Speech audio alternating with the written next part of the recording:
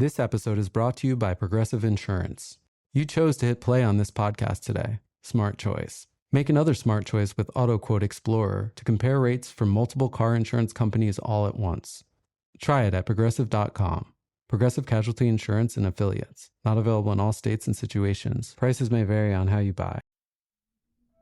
For most people, the Christmas period is a highly anticipated and joyous time of year, and yet crime often continues unhindered throughout the festive period.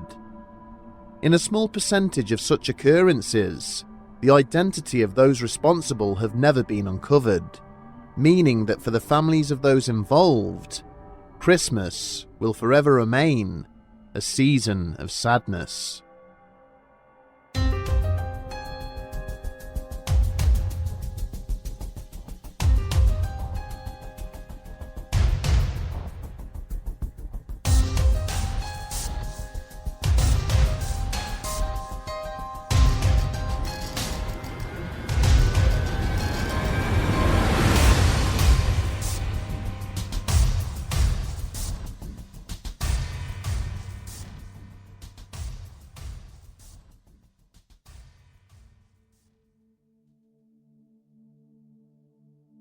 On the evening of the 29th of December 1999, firefighters in the city of Veneta, Oklahoma, were called out to a fire at a local trailer park. Upon arriving, they discovered the residence of the Freeman family completely ablaze, with every indication that the occupants had failed to escape. As the raging inferno was finally brought under control, investigators would learn the first of many unsettling developments relating to the incident. Police officers guarding the wreckage in the aftermath were approached by the parents of Laria Bible, who stated that their 16-year-old daughter had also been inside the trailer at the time of the blaze. Bible was best friends with Ashley Freeman and had stayed over following Ashley's 16th birthday party, which had taken place the previous evening. An initial inspection of the trailer's remains determined that the fire had been started deliberately, with the body of Ashley's mother Kathy located inside. The revelation that the dead woman had been murdered with a shotgun beforehand went on to prompt a further search, which would later uncover the body of her husband, Danny. He too had been dispatched in the same manner, but of the two missing teenagers, there remained absolutely no trace. The subsequent investigation determined that personal possessions belonging to the two missing girls had been left at the scene, including their bags and driving licenses. These discoveries led the police to conclude that the girls had either fled before the fire started, or had instead been removed against their will. But despite some initial optimism surrounding the mystery, over the coming weeks, no leads materialized which might have assisted in locating them. Frustration over the lack of progress with the case soon took a dark turn, with the Bible family accusing the police themselves of complicity in the matter. It was rumored that Danny Freeman had confided to his brother that if anything was to happen to him and his family, the police should be the main suspects. Ashley's brother Shane had previously been shot and killed by a local deputy when he had been caught stealing a truck, and although the officer involved was cleared of any wrongdoing, Danny was said to be on the verge of bringing a private lawsuit against the police department. In the years that followed, two different men serving life sentences for unrelated murders of local women would independently admit to killing Laria and Ashley. Both stated that they had killed the parents before abducting the girls and moving them to another area, where they too were later killed. But searches of the locations they had offered and investigations into their movements on the night of the incident would rule out both killers as viable suspects. Another theory surrounding the death speculated that Danny Freeman himself had caused the attack, due to his involvement in the local drugs trade. 18 years after the incident, Evidence tracing 3 local drug users to the crime scene resulted in the arrest of a local male named Ronnie Dean Busick. Physical evidence and witness testimony would lead to charges against Busick for the murders of Kathy and Danny Freeman, but was ultimately insufficient to link him to the 2 missing girls. The disappearance of Laria Bible and Ashley Freeman remains intriguing due to its parallels with the infamous case of the missing Sodder children. With the passage of time, those accused by witnesses of involvement in the killing have either passed away or continued to maintain their innocence. And although the missing girls have since been declared legally dead, the absence of their bodies means that those associated with the case never received the closure they so badly needed. A similarly tragic case involving the mysterious disappearance of several young girls had taken place 25 years prior in eastern Texas. On the 23rd of December 1974, 17-year-old Rachel Trickwer had agreed to drive her younger friend Renee Wilson to the South Seminary shopping mall in Fort Worth, Texas. The 14-year-old Wilson had arranged for a store to hold a pair of jeans for her and had pleaded with her older friend to take her across town to collect them. In a somewhat tragic twist of fate, the pair were joined at the last minute by another girl named Julianne Mosley, the 9-year-old sister of Renee's boyfriend, Terry. The trio had been expected back home by 4 p.m. that day, as the 2 older girls had agreed to attend a Christmas party together.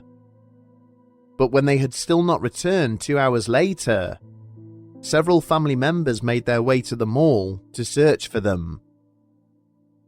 They would find Rachel's 1972 Oldsmobile sitting in the mostly empty car park of the mall, locked and unattended, with a single wrapped Christmas present visible on the rear seats. Enquiries by the local police at the Army and Navy store where Wilson had reserved the jeans confirmed that the 3 girls had collected the item. Friends of the girls would later confirm they subsequently saw the group wandering around various shops, apparently in search of some last-minute gifts. But no witnesses or CCTV footage could be found to explain how or why the girls had exited the mall and left the vehicle sitting in the parking lot in the process. The following morning, as he sat at home racked with worry, Rachel's husband Thomas received a strange letter in the post. The note appeared to have been hastily written and purported to be from his missing wife, informing him that she and the girls had travelled to Houston for the festive period. When he subsequently handed this letter over to the police, Trickwer expressed doubts over its authenticity to the officers. He cited the childlike nature of the handwriting and the fact that the author had addressed him as Thomas rather than Tommy, which is how Rachel referred to him. Due to a lack of evidence that the girls had been taken against their will, the police elected to treat the matter as a missing persons case, using the note to justify this decision. This immediately angered the 3 families involved, as it would result in far less police resources and media attention than an abduction or murder case. Neither the note nor the recovered vehicle was analysed for fingerprints or DNA, and a year later, the case had failed to move any further forward. Frustrated by the lack of progress, the families then started their own witness appeal, distributing flyers at the mall in an effort to jog the memories of shoppers and workers who were present at the time. 2 witnesses believed they may have seen 3 girls being hustled into a yellow pickup or van in the car park by a man who had been overheard to mention family business. Another claimed he had observed a vehicle carrying 3 girls and 2 men entering the grounds of a local science laboratory on the night of the disappearance. But in all these cases, those involved could not be sure of what they had seen and would not provide written statements to support their testimony. With what little money they were able to save, the families later hired an investigator named John Swaim, in an effort to unearth further lines of inquiry. Swaim immediately got to work, setting up a tips hotline and then organising searches of the areas where people reported the bodies of the girls might be found. These inquiries would ultimately come to nothing, but in a bizarre twist, when Swaim later committed suicide in 1979, he left orders that all his notes on the case be destroyed, rather than turned over to the families or police. This has led some to believe he was in fact murdered for his efforts. In the years that have passed since the disappearance of the girls, identical theories to those offered for the loss of Laria Bible and Ashley Freeman have been put forward. Some people associated with the case believe that Rachel's sister Deborah was withholding key evidence relating to the matter. She had previously been engaged to Tommy and was living with the couple at the time, but maintained there was no tension between them. Various criminals and suspects were interviewed by the police, with local bodies of water trawled and sunken vehicles recovered. But once again, despite individuals being identified as suspects and questioned, no tangible evidence pertaining to the case has ever come to light. On the morning of the 18th of December 1996, a groundskeeper doing his rounds at the Pleasant Valley Memorial Cemetery in Virginia happened across a grisly scene. Sprawled out across a length of clear plastic sheeting, in an area of the graveyard usually reserved for infants and babies, was the body of a deceased adult female.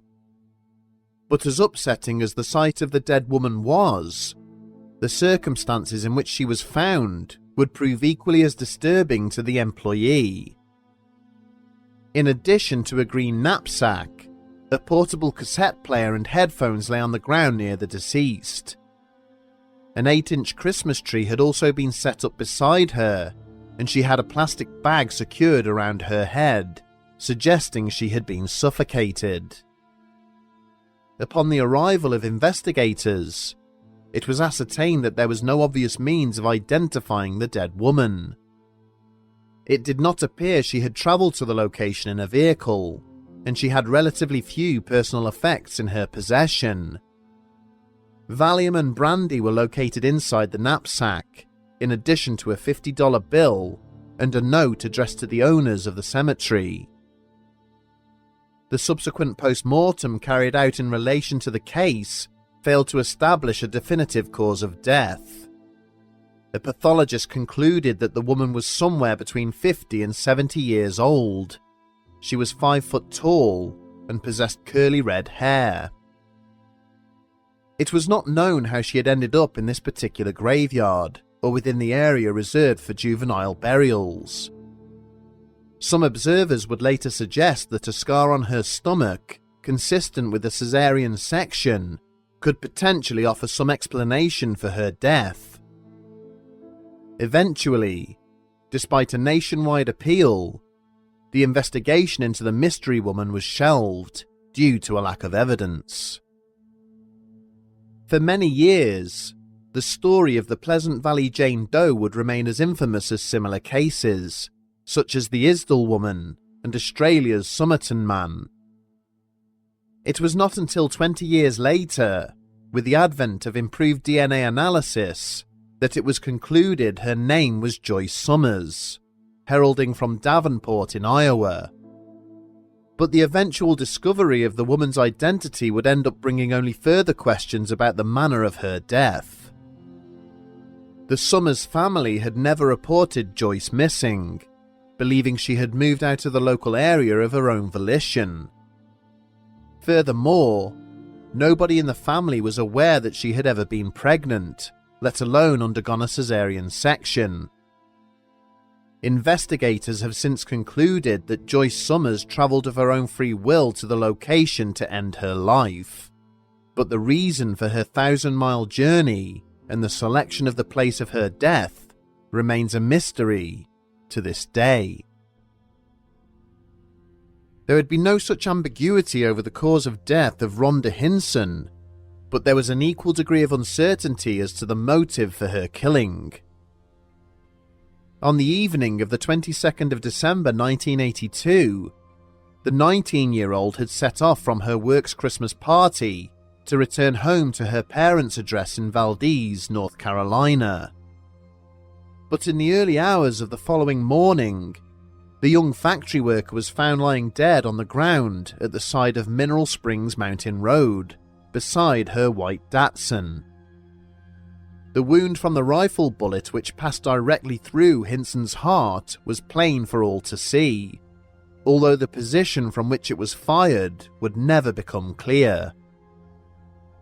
An examination of the victim's car suggested that the shot had been fired from behind the vehicle as it travelled along the highway, penetrating the trunk area and continuing through the rear of the driver's seat.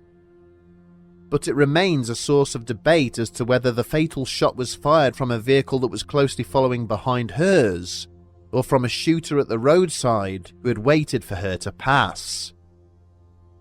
Regardless, it was clear that the killer had then approached the Datsun once it had come to a stop, removing the dead girl and then gently laying her down on the ground beside it.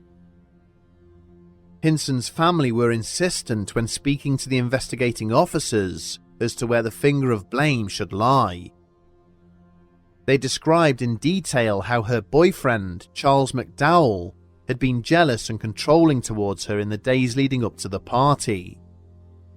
More worrying still, McDowell's father was a local pastor, and there had been suggestions that he had acted inappropriately towards their daughter.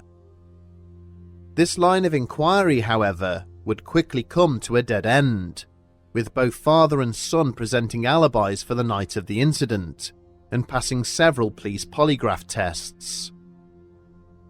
The public appeal over the crime led to two witnesses coming forward, both of whom claimed to have seen a blue Chevrolet or Trans Am near to the scene, driven by two men.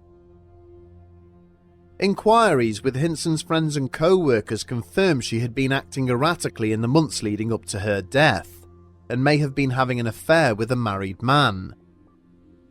Some believed that the two males seen near the scene could have been hired by her mystery lover, either to scare her into not revealing his identity or to kill her upon his orders. Others would go even further with this story, claiming Hinson's lover was a married police officer, whose colleagues had sabotaged the investigation in order to cover up the crime. There are also suggestions that Rhonda may have had some form of premonition in the months leading up to her death. Hinson was the fourth member of her school class to pass away under tragic circumstances over a 2-year period, the others dying in car accidents or due to undiscovered health issues. These deaths had seemed to deeply affect the teenager, telling her mother that she believed she would be next, and selecting the music she would want at her funeral. 40 years on, the exact circumstances that led to Rhonda Hinson's death remain a complete mystery. It is possible she was simply the unfortunate victim of a hunting accident, or a prank that had gone horribly wrong. But it remains equally plausible that some hidden aspect of her life had caused someone to want to do her harm. Sadly, definitive evidence has not been forthcoming.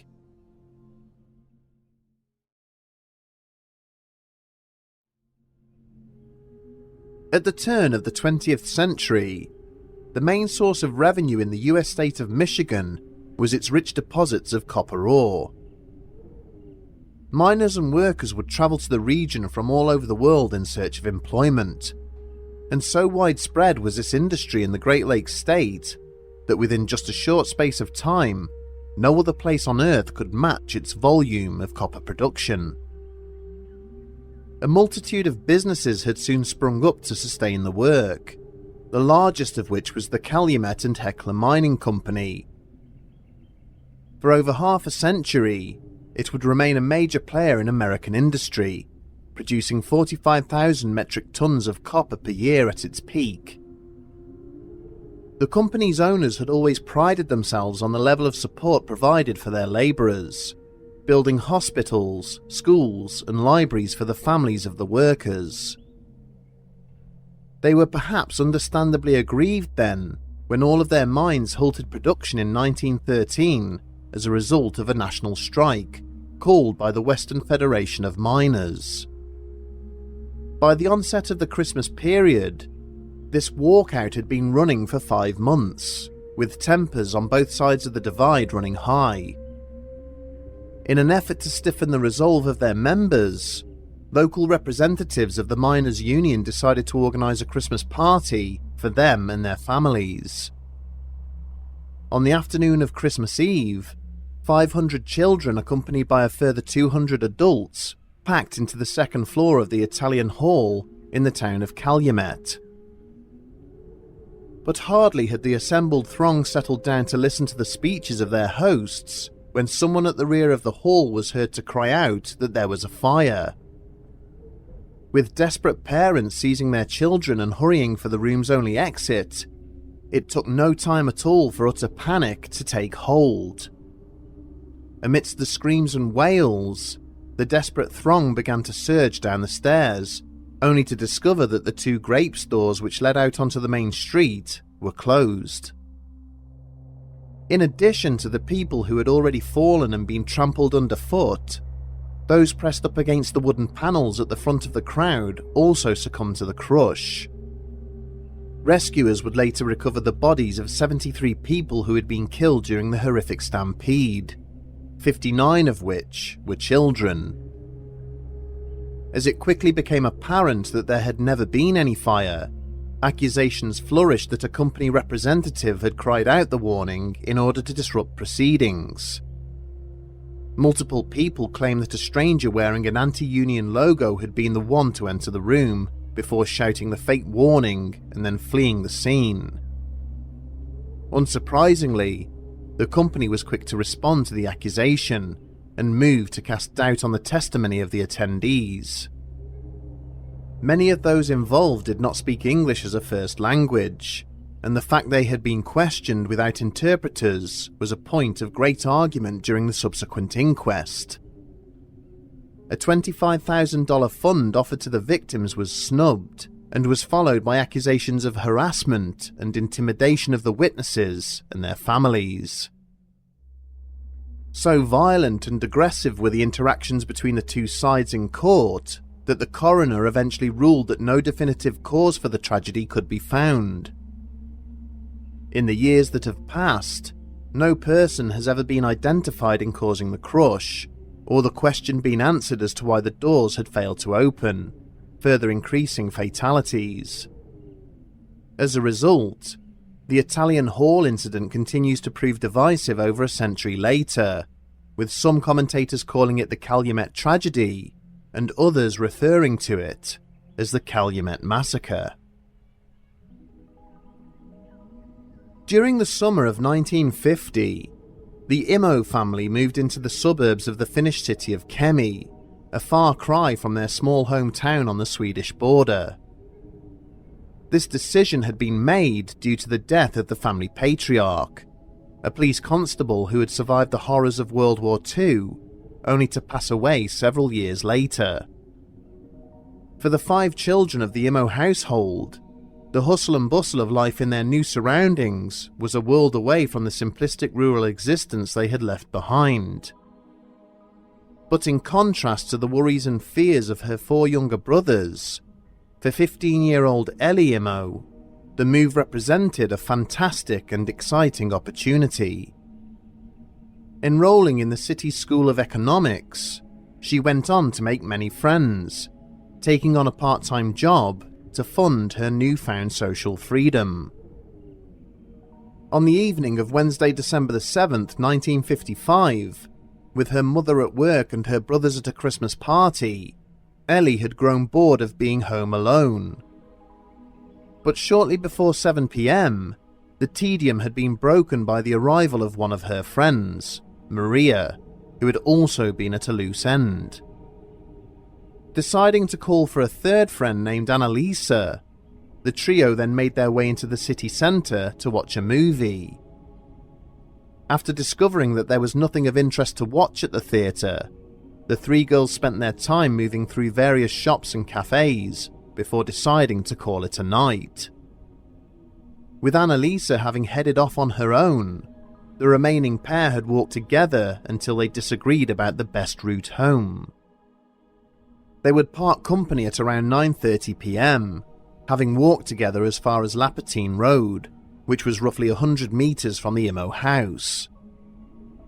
It was a journey she had taken on numerous occasions before, along a small footpath which ran across a local railway line, but this evening she would fail to complete it. The following afternoon, a schoolboy happened across Ellie's remains, half hidden by snow, just off the footpath she had last been seen on. She had been stabbed repeatedly in the face, throat and torso, with wounds on her hands indicating she had tried to prevent the attack. The killer had then attempted to bury her body in the snow, before it was further covered over by snowfall during the night. Unprepared to investigate a crime of this magnitude, the local police soon found themselves with more questions than answers. An autopsy revealed the dead woman had not been sexually assaulted, and all her monies and personal effects were still on her person. Although footprints and tyre marks were found in the snow next to Ellie's body, no murder weapon could be located.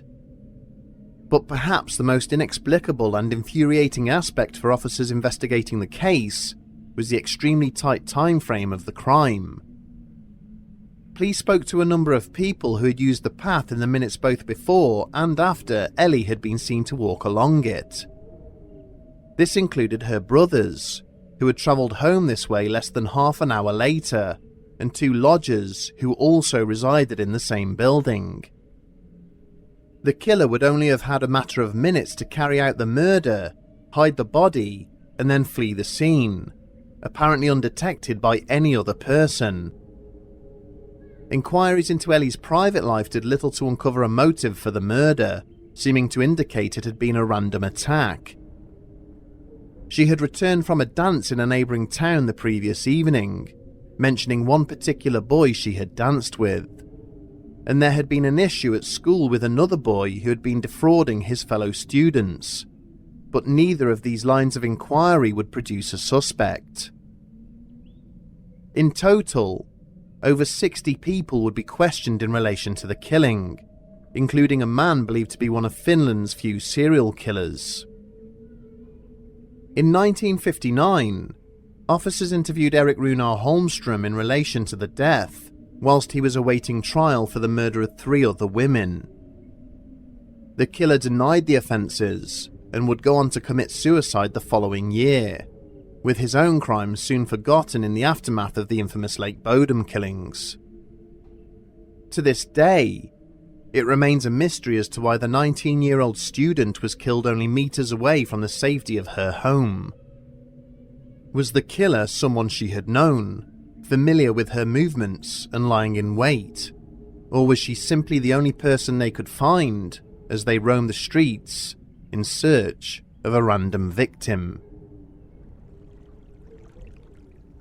On the 31st of December 1997, 21-year-old Ben Smart and 17-year-old Olivia Hope had made their way to New Zealand's Marlborough Sounds to see in the new year.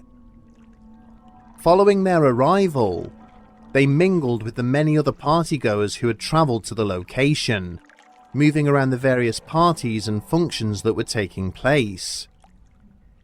But as the evening progressed, it became increasingly clear that there were few places they would be able to sleep once the festivities were over. At 4 a.m, having been turned away from a yacht they had hoped to stay on, the pair were seated in a water taxi when another passenger had offered to let them stay on his boat. Shortly after this, having been ferried across to one of the many vessels moored up in the harbour, they disembarked with their new acquaintance. It would be the last time they were ever seen again, and 2 days later, the two friends were formally reported missing by their families. The subsequent investigation into the disappearance was both swift and aggressive. In no time at all, the attention of the investigating officers had been drawn to a sloop lying in the harbour named Blade. The boat's owner, a convicted criminal named Scott Watson, was questioned extensively based on his alleged movements on the night the pair had disappeared. Despite his protestations, 6 months later, Watson was arrested and formally charged with the murder of the missing travellers. Presenting their case at court, prosecutors appeared confident that the man in the dock had abducted and killed Olivia Hope and Ben Smart. And sure enough, on the 11th of September 1999, Scott Watson was found guilty of the killings after an 11-week trial. But despite nearly 500 witness statements, recordings of Watson's phone calls after the event, and forensic evidence, grave doubts about the conviction immediately arose. Several of those involved claimed that their testimony had either been ignored or had been altered by the officers to suit their own narrative against Watson. Witness descriptions of both the mystery passenger and his catch proved markedly different to the images of Watson and his yacht. With no bodies ever found, and allegations that 2 blonde hairs recovered from his boat did not match the DNA profile of Olivia Hope, the bulk of the evidence appeared highly circumstantial. Having turned Watson's ex-partner against him, the police had attempted to elicit a confession during the recordings of their phone calls, but ultimately failed to do so. There were claims that officers had deliberately ignored lines of inquiry which led away from Watson and planted stories in the media regarding his past life and crimes. In reality, the majority of his convictions pertain to theft or drug offences, with none having been committed during a period of 8 years before the incident. In the decades since the trial, Watson has made repeated appeals against his conviction, and is now supported in these by Gerald Hope, Olivia's father. It remains possible that given the issues with the evidence presented by the police, it may indeed have been somebody else who perpetrated this alleged crime. At the same time, with no tangible evidence that the two were killed, it is also conceivable that some other unknown event led to their disappearance. With the extensive interest around this controversial case, it seems probable that further evidence may yet remain which could come to light at a future time. Whether this leads to the bodies of the missing friends or the freedom of Scott Watson remains to be seen.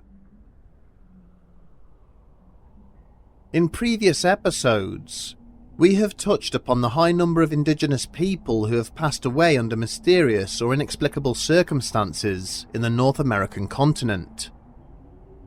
One of the most infamous examples involves the small city of Nome, where a significant number of local residents have disappeared off the face of the earth, leaving no trace as to what fate may have befallen them.